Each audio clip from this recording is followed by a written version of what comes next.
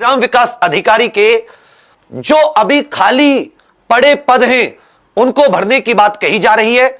जैसा ही अखबार में आया है वैसा हम आपको बता रहे हैं कि ग्राम विकास अधिकारी के 2142 पदों पर यह भर्ती होगी, जबकि 3000 नौकरी आउटसोर्सिंग करना तो बहुत गलत है।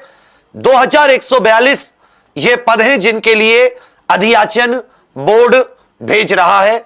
और ये जो 100 दिन की रणनीति मुख्यमंत्री जी ने बनाई थी, उस 100 दिन की रणनीति के आधार पर ही ये आपका इसमें बताया जा रहा है, जिसमें से कि 2142 पद भरने की, हालांकि कुल पद तो ज्यादा खाली हैं, परंतु 2142 पदों को भरने की योजना तैयार की गई है।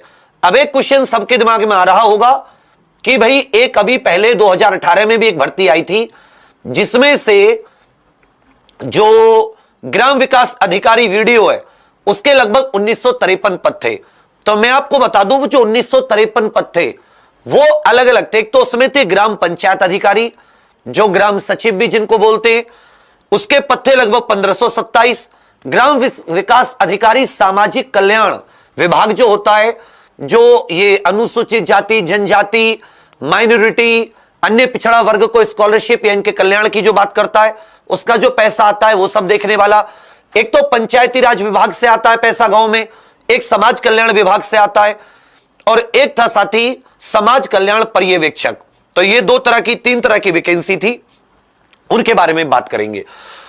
तो ये वैकेंसी है जो अभी हाल ही में 100 दिन के इनके योजना में शामिल की गई है। अब आपको यह देखना है कि इसके लिए क्राइटेरिया क्या होता है। वीडियो के लिए क्या आपकी एज होनी चाहिए, क्या आपकी शैक्षणिक योग्यता होनी चाहिए, क्या एग्जाम का पैटर्न होता है, कितनी नेगेटिव मार्किंग होती है, समझिए।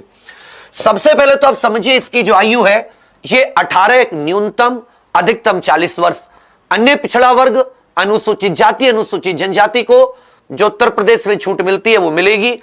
जो एज काउंट होती है वो साथी 1 जुलाई 2022 को काउंट होगी। 18 से 40 वर्ष मींस आप 18 वर्ष के हो चुके हो 1 जुलाई 2022 को, और आपके 40 वर्ष से ज्यादा ना हो। क्वालिफिकेशन की बात करें तो आपने किसी मान्यता प्राप्त बोर्ड से 12वीं की हो और आपके पास डॉइक का CCC सर्टिफिकेट भी हो। यह याद रखिएगा, यह CCC सर्टिफिकेट 100% होना चाहिए। इसको फिर भी से आप समझ लीजिए, या तो NIELIT जिसको पहले डोइक बोला जाता था, या किसी अन्य संस्था से CCC प्रमाण पत्र आपको कब तक होना चाहिए, फॉर्म की अंतिम डेट तक। जब भी फॉर्म आते हैं उसकी अंतिम तिथि तक।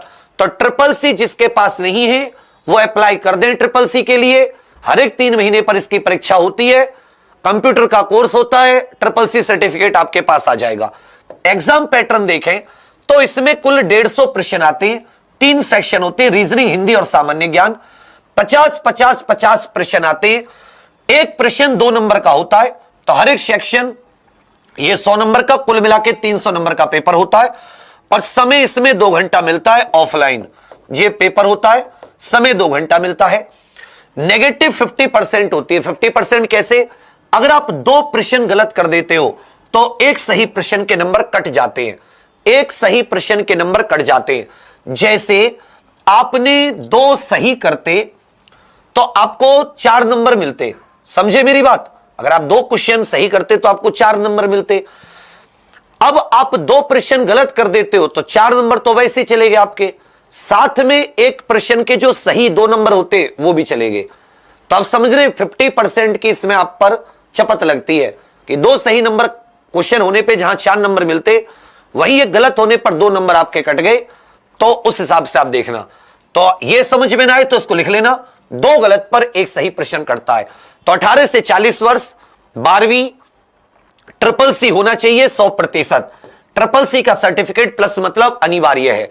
कब तक होना चाहिए? फॉर्म की अंतिम तिथि तक होनी चाहिए जी।